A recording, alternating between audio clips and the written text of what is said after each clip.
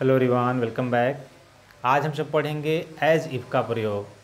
तो as if का प्रयोग हम अनुवाद के रूप में प्रयोग करके देखेंगे कि एज इफ़ का प्रयोग कैसे किया जाता है और उसके साथ किस प्रकार से हम वर्ब का प्रयोग करते हैं। तो आइए सबसे पहले देखते हैं एज इफ़।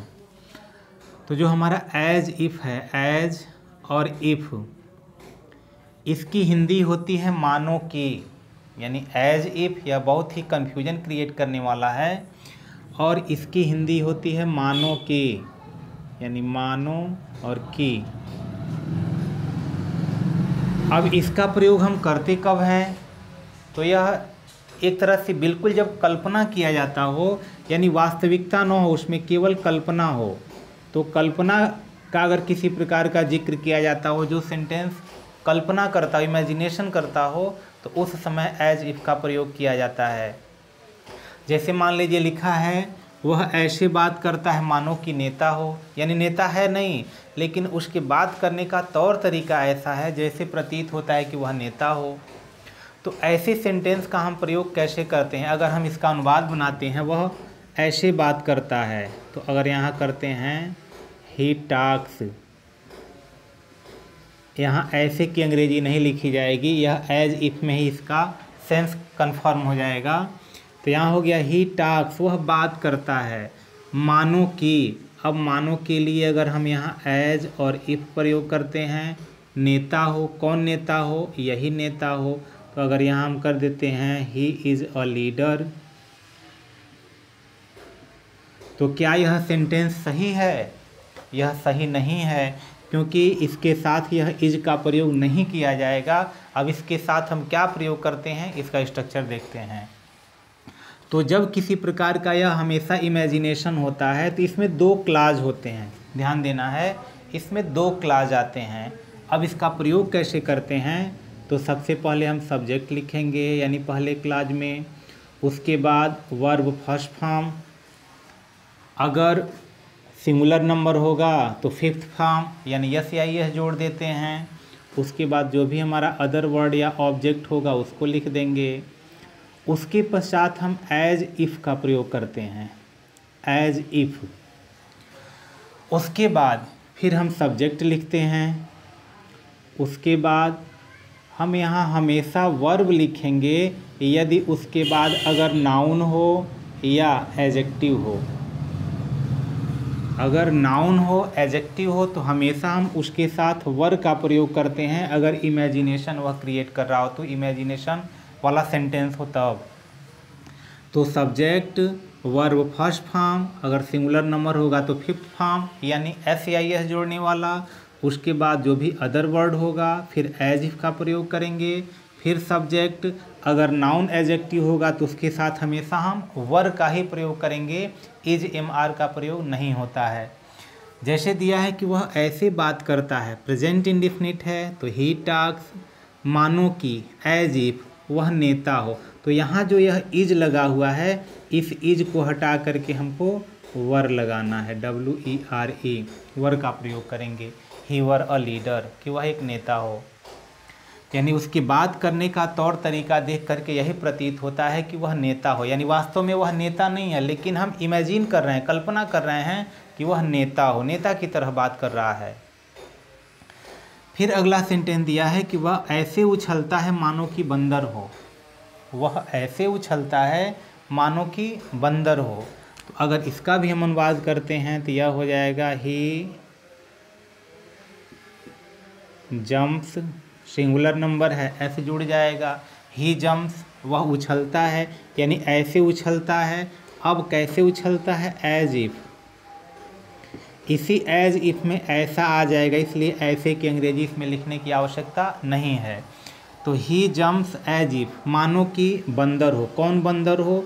यही बंदर हो। तो इसलिए यहाँ फिर ही और इसके साथ वर का प्रयोग हो जाएगा, तो ही वर अ मंकी। ये ध्यान देना है कि हमेशा इसके साथ जब अगर कोई नाउन आता हो, अगर कोई एडजेक्टिव आएगा, तो हमेशा हम वर का प्रयोग करेंगे, इज एम आर का प्रयोग नहीं करेंगे। अब दूसरा कंडीशन आ जाता है कि अगर सब्जेक्ट के बाद जो यह नाउन आया है, एडजेक्टिव आया है, तो उसके साथ तो हम वर का प्रयोग कर रहे हैं। लेकिन अगर वर्ब आ जाए, कोई टेंस का जिक्र कर दिया जाए, वर्ब आ जाए तो हम क्या करेंगे, तो उसके लिए रूल है, तो उसके लिए रूल ये है दूसरा वाला कि हम सबसे पहले सब्जेक्ट लिखेंगे, उसके बाद हम ऐसा वुड का प्रयोग करते हैं, यानी अगर वर्ब दिया हो तो वुड का प्रयोग करेंगे, उसके बाद मॉडल हमेशा अपने साथ वर्ब फर्स्ट फॉर्म लेगा, उसके बाद जो भी अदर वर्ड होगा उस अदर वर्ड को हम लिख देंगे। यानी ध्यान देना है, यह पहला वाला जो सेंटेंस हो वह प्रेजेंट में ही हो उसके अनुसार। जैसे दिया है ऐसा लगता है मानो कि वर्षा हो, यानी ऐसा लगता है मानो कि वर्षा हो, तो यहाँ हो जाएगा इट सिम्स,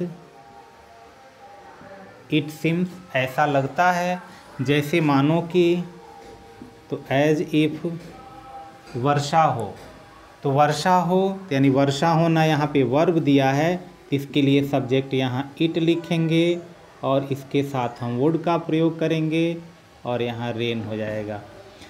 तो वर्ब आने पर यहाँ वुड का प्रयोग करेंगे जब पहला जो सेंटेंस है अगर प्रेजेंट में हो तो।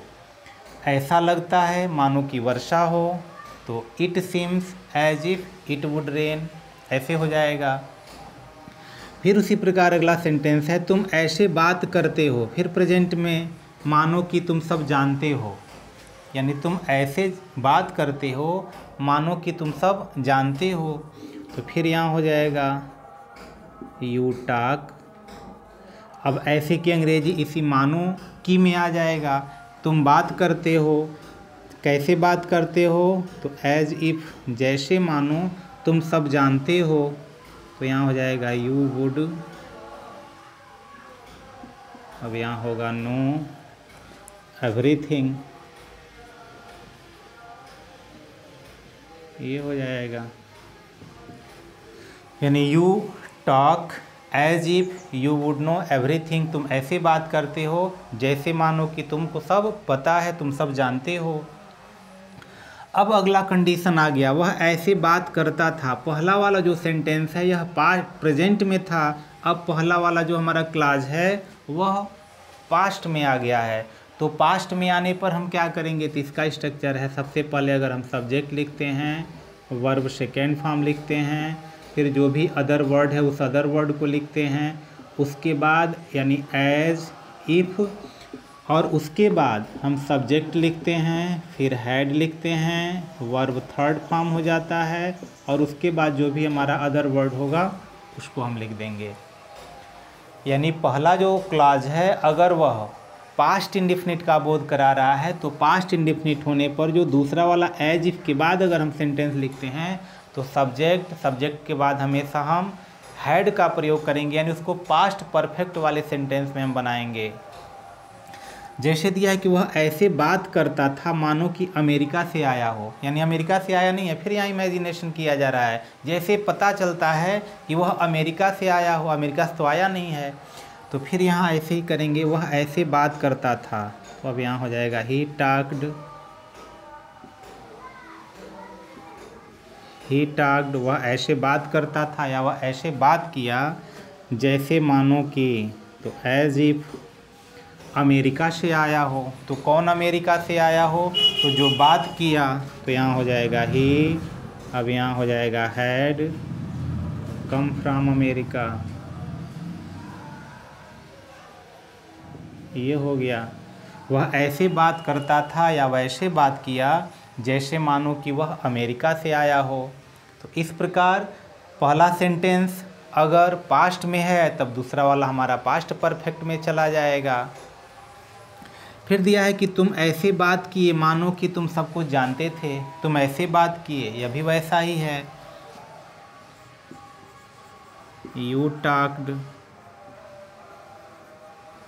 एज इफ जैसे मानो कि तुम सब जानते थे, तो अब यहाँ हो जाएगा यू हैड। अब जानना का जो थर्ड फॉर्म होता है तो ये हो जाएगा नोन, और एवरीथिंग।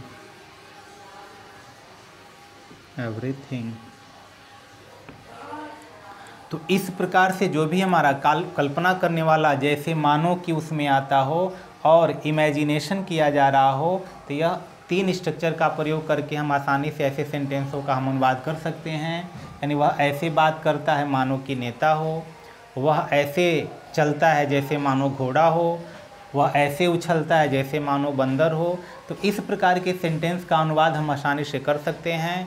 तो निश्चित रूप से इस चैनल को आप सब्सक्राइब करें, लाइक करें और शेयर करें। तो फिर मिलते हैं किसी अन्य वीडियो में, तब तक के लिए गुड बाय।